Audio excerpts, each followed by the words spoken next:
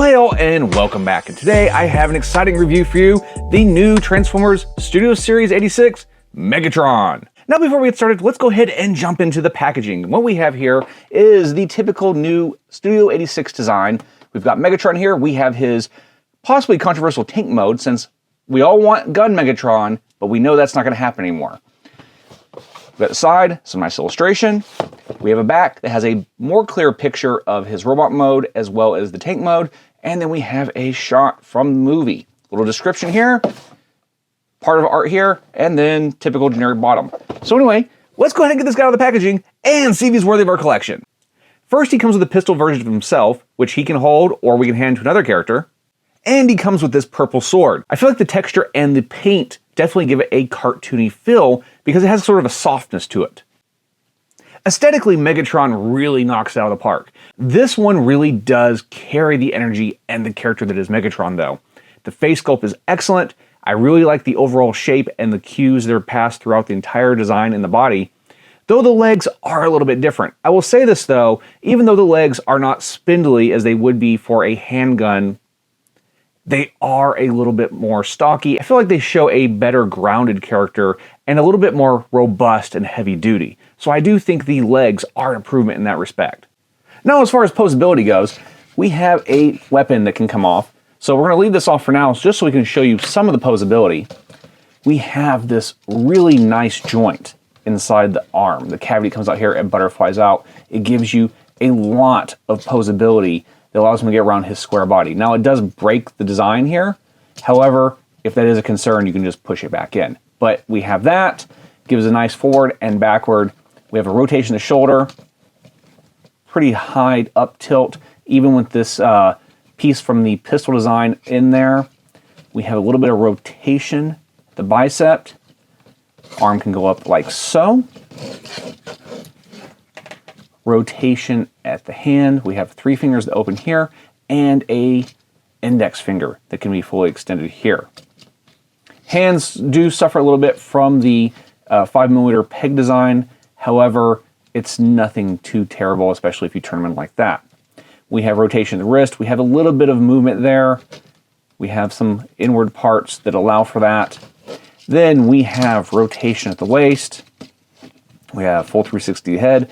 A little bit of wiggle there. Nothing too serious though, but he can emote and look around. Then we have our skirts here that move up. And what's nice is what appears to be a skirt here is actually part of the leg and allows pretty high kick forward. So I like that. And then we can go back that far. So there's some good movement there. We can go out that far, and we have a rotation at the hip. And as far as knee goes, we have a 90-degree bend. Would have been nice to have a double joint. However, I think the sculpt looks much cleaner without it. Then we have a wild ankle tilt. And well, that's part of the transformation. We can go forward like so, which is pretty good. There's a lot of dynamic sense and posability in these joints. So I would say, if you do a full rotation there, you'd get kind of a little bit of breakage of the waistline, but that's nothing too major, especially if you don't go too hardcore. But I think if you're gonna angle it, you could probably get some solid stuff in there that hides it if you're gonna pose them on the shelf. But aesthetically, he's pretty solid. Posability is excellent. Now let's go ahead and jump into some comparisons. And here he is with the Dr. Wu Extreme Warfare G1 Megatron that actually transforms into a gun. And here's a quick look at the PVC Megatron, which these are typically fairly screen accurate. And here we have Core Class Megatron, which also turns into a similar tank. I think a retool of this would be great to look more like this SS86 version, because that would be an excellent version to pose with the Titan class figures. Here he is with the Dreamwave Revotech Megatron, which has some of the best paint of any Megatron I've ever seen. And here he is with the IDW Flame Toys Megatron Model Kit. And here he is with the Tank Megatron from the Classics 2-pack. This was really the rebirth of the Classics line for G1, and it kind of spawned a lot of what we're getting to today. And here we have the Fall of Cybertron, War for Cybertron series Megatron. If you like to continue keeping that in your universe, this is how they would tie together. And here he is with the third-party Make Toys Megatron that actually does have a gun mode. This figure has actually been my stand-in quite a bit for my Cybertronian mode Megatron because they did such a great job, and the coloring of the plastic kind of actually ties it into the toy line. Now here we have a leader class figure from several years ago that has a really excellent paint job. This one actually has a third-party upgrade because they tried to mimic the old G1 gun legs, and they were just too slender for the design. So this third-party kit actually adds a little bit of height, widens the feet and legs a little bit, and just makes him look a little bit more fuller. I like this one, but it has more of a G.I. Joe aesthetic to it, and I think it would pose pretty well with those figures as well. And here he is with the Megatron from the Netflix series.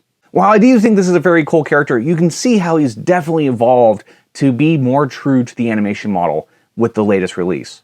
And here we have him with the Masterpiece Megatron, the latest rendition of screen-perfect accuracy from Takara.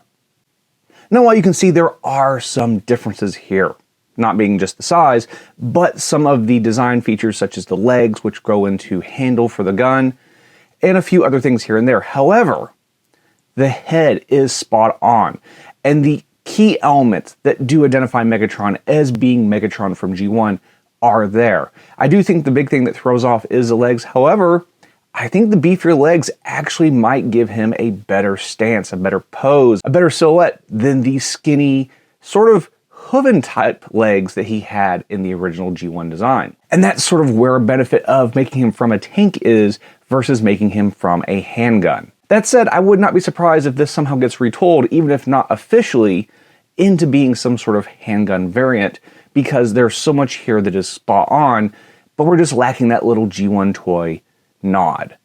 And here is the comparison that I really wanted to get to when it comes to Megatrons, the beginning of classics and where we are today.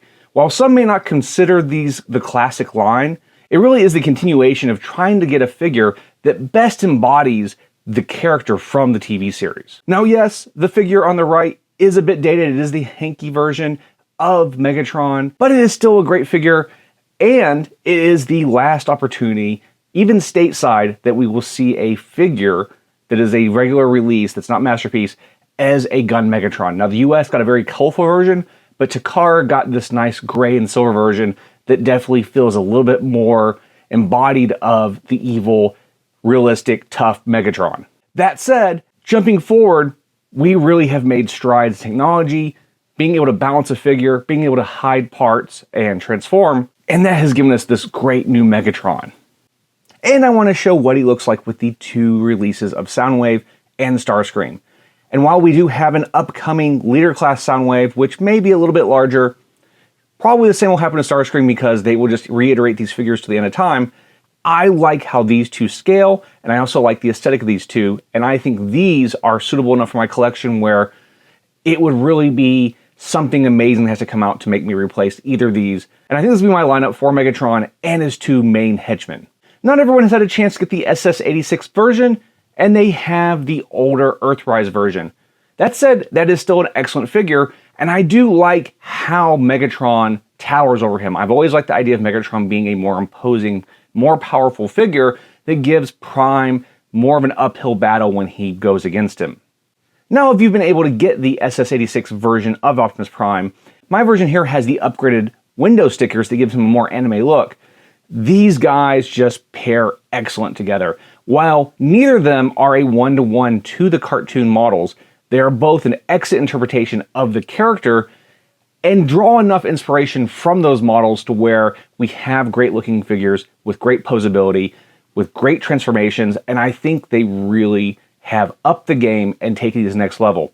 I would say these two figures are peak when it comes to representation of these characters in regular toy form.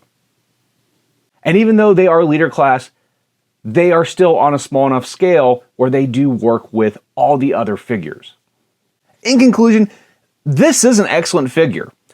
While they have shrank a little bit, we have gained a lot in posability, in engineering, in aesthetic, and as well as G1 accuracy. While we will never have a figure that is a Megatron G1 gun again, we will have to accept that we can have a screen-accurate robot mode, or at least close enough robot mode, and a G2 style tank. So it's still true who Megatron is, but because of the way the world is, That's just what we're going to get.